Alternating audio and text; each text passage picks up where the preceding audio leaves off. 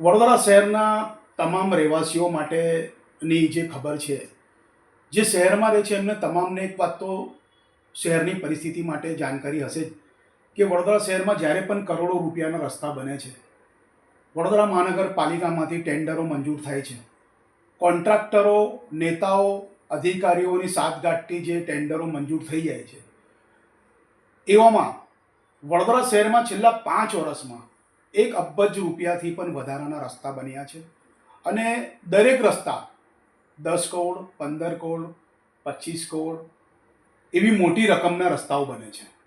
અને આ રસ્તાઓ જ્યારે પણ વરસાદ આવે છે, એ રસ્તા એવી રીતના ધોવાઈ જાય છે જેવી રીતના કોઈ કપડાં ધોવાતા હોય.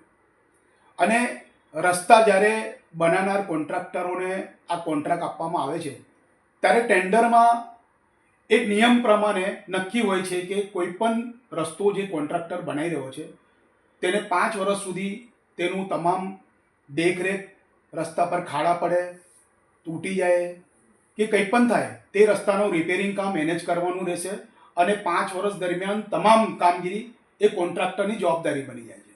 પરંતુ થાય છે શું કે જ્યારે પણ વરસાદ પડે છે ને રસ્તા ધોવાઈ જાય છે, રસ્તા પર ખાડાઓ પડી જાય છે, ભૂવાઓ પડી જાય છે, ત્યારે કોન્ટ્રાક્ટરો પર કોઈ પણ પ્રકારનો કોઈ નેતા, કોઈ અધિકારી કે મ્યુનિસિપલ કમિશનર કોઈ પણ નીતિ અપનાવતા નથી ને આ કોન્ટ્રાક્ટરો તમામ કામમાંથી છટકી જાય છે.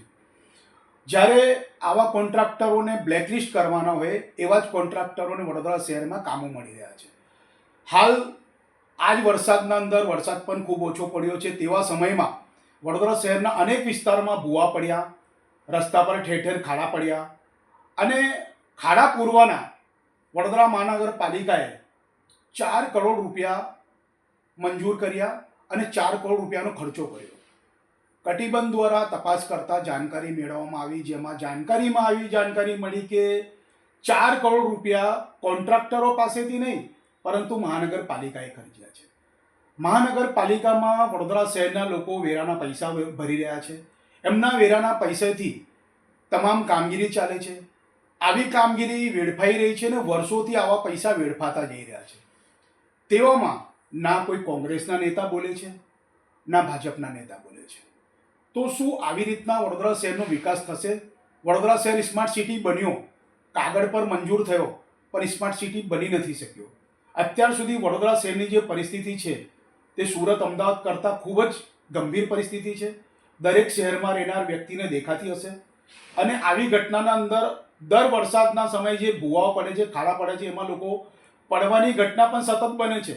દર વખતે 2 થી 3 લોકોની આવા કારણસર મૃત્યુ પણ થઈ જાય છે અને એક્સિડન્ટની ઘટના પણ બને છે. તેમ છતાં મ્યુનિસિપલ કમિશનર કે નવા મેયર આવ્યા છે, સ્ટેન્ડિંગ ચેરમેન આવ્યા છે, ડેપ્યુટી મેયર આવ્યા છે, એ લોકોએ કોઈ પગલાં ભર્યા નથી.